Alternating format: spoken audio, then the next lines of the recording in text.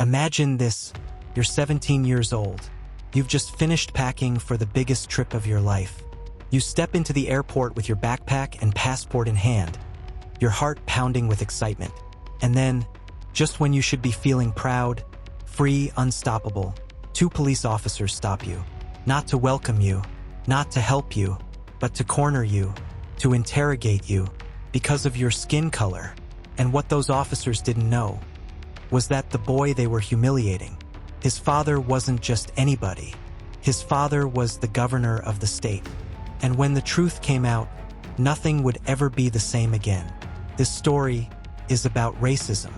It's about a young black American traveler whose only crime was existing in a place where people didn't expect him to belong. It's about power, humiliation, and what happens when those who think they're untouchable finally get exposed. And if you stay until the very end, you'll learn the lesson this story carries. Not just about fighting injustice, but about how quickly truth can flip the balance of power. The boy's name was Jordan Ellis, 17 years old, a high school senior, and the kind of kid who carried himself with quiet determination. Jordan wasn't flashy, he wasn't loud, but there was something about him that stood out. Something his teachers noticed, something his coaches admired, and something his friends leaned on: discipline. See, Jordan grew up in a world of expectations. His father, Governor Marcus Ellis, was the first black governor of the state. A man who carried himself with dignity, who fought his way through law school, politics, and public battles to become a symbol of progress. His mother, Angela Ellis, was a respected community organizer, known for her work in education reform.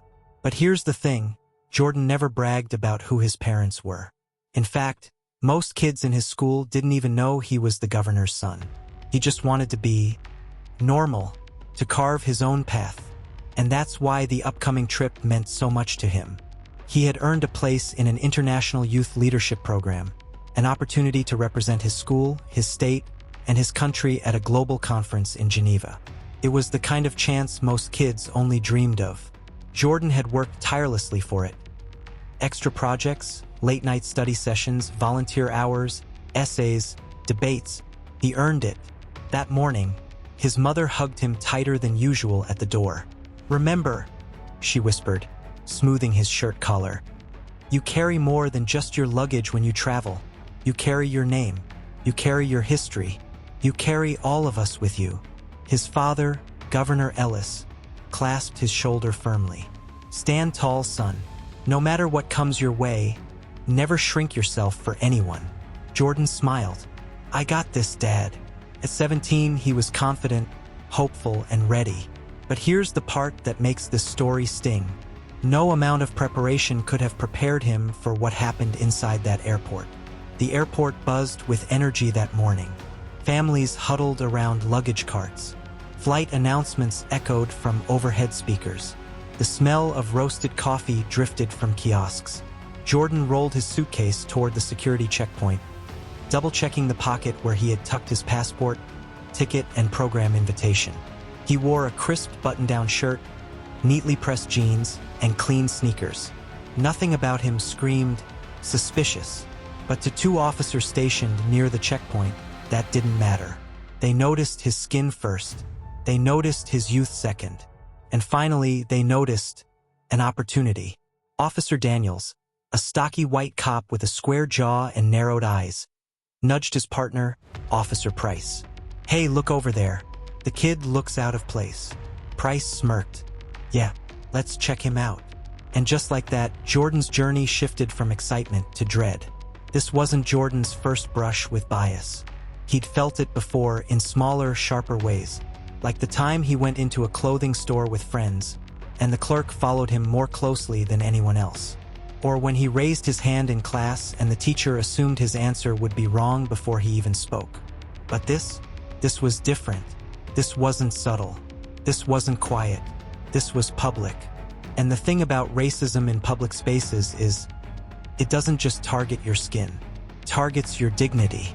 The officers stepped in front of him, blocking his path. "Hey you, backpack, step aside." Jordan froze. "Excuse me, don't play smart. We need to ask you some questions." People walking by began to slow down, turning their heads. A few whispered, a few frowned, but no one intervened. And right there, in that moment, Jordan realized something. It didn't matter that he had his ticket. It didn't matter that he was representing his state in a global leadership program. It didn't matter that he was the governor's son. To them, he was just another young black kid who didn't belong. And what happened next would change everything. Jordan stood frozen at the checkpoint. His fingers tightened around the handle of his suitcase. People brushed past, the buzz of the airport carrying on as if nothing unusual was happening.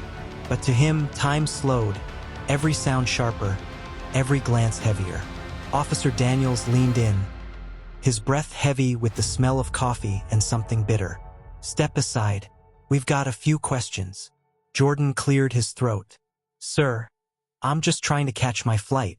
Here's my..." But before he could finish, Officer Price cut him off. "Didn't ask for excuses. I said step aside." Their voices carried, loud enough to draw attention. Heads turned. A mother pulled her child closer. A businessman frowned but kept walking. And that's the cruelty of it, isn't it? Racism in plain sight. Loud enough for everyone to hear, but not loud enough for anyone to intervene. Jordan stepped aside, heat crawling up his neck. His heart pounded, not from guilt, but from the humiliation of being singled out. Daniels folded his arms. "Where are you headed?" "Geneva," Jordan answered softly. Price raised an eyebrow. "Geneva? What's in Geneva?" Jordan reached into his backpack and pulled out the neatly folded invitation letter from the Youth Leadership Program. "I was selected to attend a conference." Daniels snatched the paper from his hand. "A conference?" He scanned it, scoffing. "You expect us to believe this?" Price leaned closer, his tone dripping with mockery. "What's a kid like you doing flying overseas for a leadership conference? Are you some kind of prodigy?" The officers exchanged a smirk. Jordan clenched his fists. "It's legitimate. My school nominated me. I worked." But Daniels slammed the paper back into his chest. "Save it. Kids like you don't just get opportunities like this. Are you running drugs? Smuggling something? Tell us the truth." The words hung in the air. A few passengers nearby stopped to watch. An older white couple whispered to each other, shaking their heads, but not at the officers. At him. Jordan wanted to scream, to shout, to tell them who his father was. But something inside him stopped. His father had always warned, the quickest way to lose power is to show them they've broken you. So Jordan stayed calm on the outside. On the inside, his chest burned. He remembered a night when his father came home late from a campaign rally. His tie loosened, his eyes tired but steady. "Jordan," he'd said, "being a black man in America means you'll be tested in ways others won't. Sometimes they'll corner you. Sometimes they'll mock you. Sometimes they'll make you feel like you don't belong. But listen, you do belong. Don't ever let them convince you otherwise." That memory echoed now like a shield.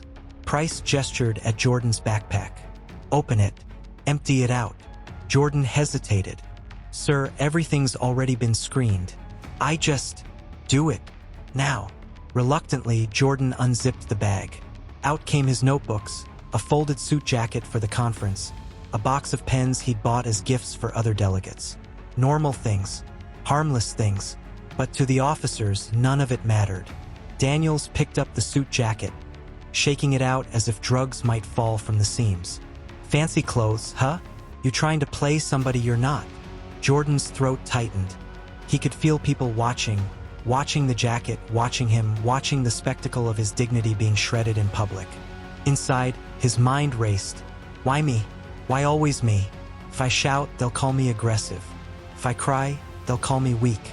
If I stay silent, I disappear. And disappearing was exactly what they wanted. Officer Price leaned closer, his voice low, dangerous. "Listen, kid. You can tell us the truth now and make this easy, or we can take you into a room and make it harder. Which one do you want?" Jordan's pulse spiked. His hands trembled against his suitcase handle. He opened his mouth, but no sound came. That was when another voice broke through the tension. "Is there a problem here?" A woman in her 30s, airport staff, had stepped forward, frowning at the scene. Her badge read Ms. Alvarez. She looked at Jordan, then at the officers. Daniels sneered. "We're conducting a security check. On a minor? In the middle of the terminal? Without probable cause?" she asked sharply. The officers stiffened. Passengers nearby perked up, sensing confrontation. But Daniels recovered quickly. "Step aside, ma'am. This doesn't concern you." Ms. Alvarez hesitated. Her eyes lingered on Jordan, filled with sympathy, but she backed away under their glare. And just like that, the small flicker of hope Jordan felt was crushed. The officers gathered his belongings roughly, shoving them back into his backpack. "You're coming with us?" Daniels snapped. "We'll sort this out in the back." Jordan's stomach dropped.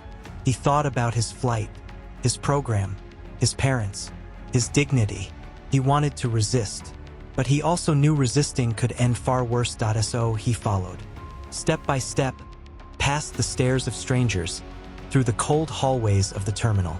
Every step echoed with humiliation. Every step deepened the scar being carved into his memory. And just as the interrogation room door closed behind him, he made a decision. He wouldn't tell them his father was the governor. Not yet. He wanted to see just how far they would go. The walls were gray, cold, windowless. A buzzing fluorescent light flickered overhead. The room wasn't meant for comfort, it was meant for control. Jordan sat in the metal chair, his backpack dumped on the table in front of him. His heart pounded so hard he could hear it in his ears. Across the table, Officer Daniels leaned forward, his arms like steel beams. "So, kid, let's cut the act. Why were you really at this airport?" Jordan swallowed. "I told you, I'm going to Geneva for a leadership program." Price smirked. "Geneva? Leadership? You think we're stupid?" Daniels slammed a hand on the table, the sound cracking through the room like thunder. "Tell us the truth before we make this worse for you." Jordan flinched. His chest burned with a mix of fear and fury. He thought of the invitation letter in his bag. He thought of the people waiting for him in Switzerland. He thought of his father's words. "Stand tall, son. No matter what comes your way." But standing tall was hard when two officers towered over him, treating him like a criminal. Price pulled out his phone, pretending to scroll. "No record of you here, kid. No conference. No nothing. So why don't you drop the story and tell us what you're hiding?" Jordan's voice cracked with frustration. "I'm not hiding anything." Daniels leaned in, his face inches away. "Don't raise your voice at me, boy." That word boy cut like a blade. Jordan bit his tongue until it almost bled. At that moment, the door opened. Ms. Alvarez, the airport staffer who tried to intervene earlier, slipped inside, holding a clipboard. "I need to know what's going on here. The passenger has a valid ticket. He's scheduled for an international flight." Daniels turned on her. "Out. Now, this isn't your concern." But she didn't move. Instead, she looked directly at Jordan. Her eyes seemed to say, "Hold on. Just hold on." And then, Jordan's phone buzzed. Daniels snatched it up before he could reach for it. "Who's calling you?" He glanced at the screen, the name flashing there. "Dad." Daniels raised an eyebrow. "Your dad, huh? You think calling your daddy's gonna save you?" He hit answer and put the phone on speaker, smirking. A deep, commanding voice filled the room. "Jordan, are you through security yet? The program director just called me.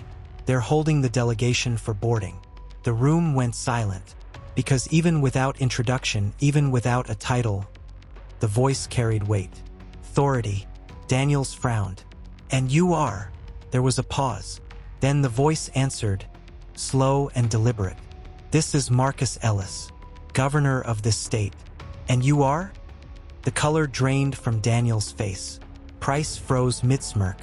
Ms. Alvarez's eyes widened. Jordan sat back, his chest rising and falling. For the first time that morning, he felt the balance of power shift. Governor Ellis' voice hardened. "Put my son back on the phone. Now." Daniel swallowed hard, fumbling as he handed the phone back to Jordan. "Dad?" Jordan's voice cracked.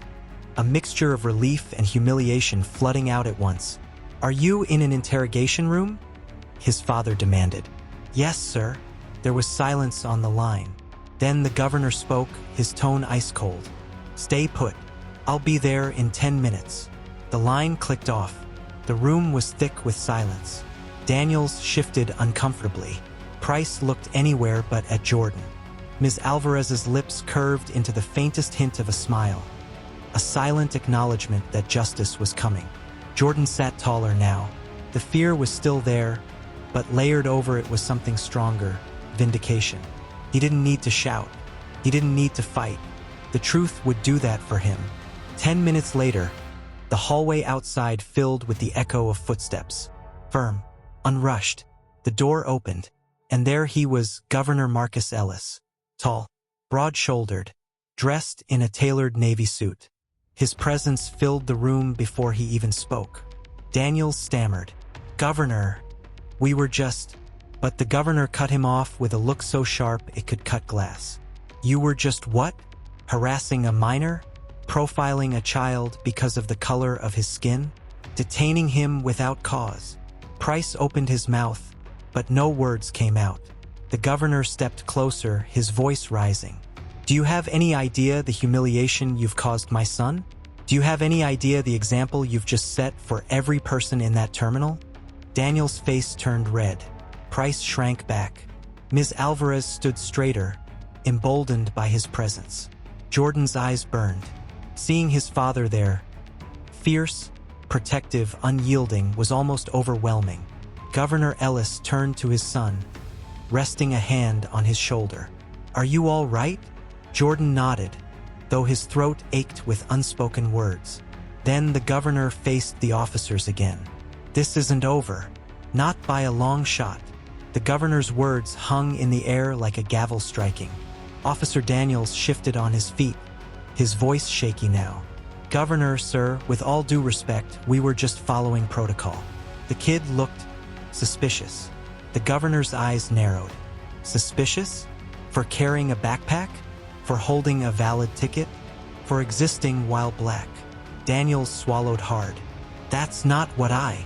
"Save it," Governor Ellis snapped. "You'll have plenty of time to explain your actions in front of an ethics board. And maybe the Department of Justice." The silence that followed was crushing. Ms. Alvarez finally spoke, her voice firm and clear. "Governor, I witnessed everything. I'll provide a full report." Governor Ellis nodded once, then turned to the officers. "Leave, now, before I have you escorted out of this building in handcuffs." Daniels and Price exchanged panicked glances. Then, without another word, they slipped out of the room, defeated, stripped of the power they had wielded minutes earlier. For the first time all day, Jordan exhaled fully. The weight pressing down on his chest lifted. Governor Ellis crouched in front of his son, his voice softening. "You okay, son?" Jordan tried to answer, but his throat tightened. Instead, he just nodded. The governor's expression wavered, a flicker of pain in his eyes. "I'm sorry you had to go through this. Sorry that in 2025, with all I've fought for, with all we've achieved, this is still the reality you face." Jordan swallowed hard. "I didn't tell them who you were. I wanted to see how far they'd go." His father looked at him, pride and sorrow mixing in his gaze. "And now you've seen, but you also showed strength. You didn't lose yourself in their ugliness. You stood tall." Jordan remembered his mother at the door that morning. "You carry all of us with you," and now he understood. This wasn't just about him. It wasn't just about one flight, one humiliation. It was about generations who had carried the same burden. Word of the incident spread quickly. By the time Jordan and his father walked back through the terminal, dozens of passengers were whispering, staring, some with shame in their eyes, some with admiration. A man in a business suit approached quietly. "Governor, I saw what happened. It wasn't right. Thank you for standing up for your son." Others nodded, murmuring agreement. The governor raised his voice just enough to carry through the terminal. "What happened here today is not just about my son. It's about every young black man who's been treated as a suspect instead of a citizen. It ends now. Applause broke out. Not everyone clapped, but enough. Enough to make the officers, now shrinking into the background, feel the sting of accountability. Within days, the story hit national news. Headlines blared. Governor's son profiled at airport. Cops detain teen without cause. Systemic racism exposed again.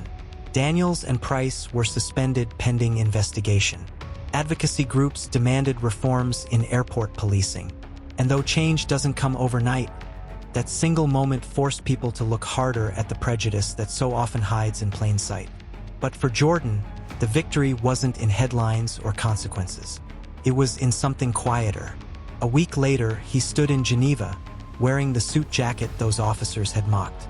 He walked onto the stage at the Youth Leadership Conference, looking out at students from every corner of the world. And when it was his turn to speak, he told them his story, not as the governor's son, but as a young man who had been tested. "I learned something," he said to the audience. "That dignity isn't given by uniforms or authority. It's something you hold inside you, even when others try to strip it away. And sometimes standing tall isn't about shouting or fighting. Sometimes it's about refusing to shrink, even when the world tries to make you small." The crowd rose in applause. And in that moment, Jordan knew. What had been meant to break him had instead become the foundation of his strength. This story isn't just about one teenager. It's about a system that still judges by skin before it judges by character. It's about what happens when silence allows injustice to keep breathing. And it's about what can happen when the truth finally speaks louder. Jordan's father had power, and that power exposed the truth. But not every young black man has a governor for a dad. Too many suffer in silence, with no one there to flip the balance. So maybe the real question is this: when we witness injustice, will we be the bystander who turns away, or the voice that steps forward, like Ms. Alvarez did? Because sometimes, all it takes to change the ending of someone's story is the courage to speak up. If the story moved you, hit that like button. Share it with someone who needs to hear it. And subscribe, because there are more stories the world needs to face together. And remember, dignity cannot be taken, it can only be surrendered. So stand tall, always.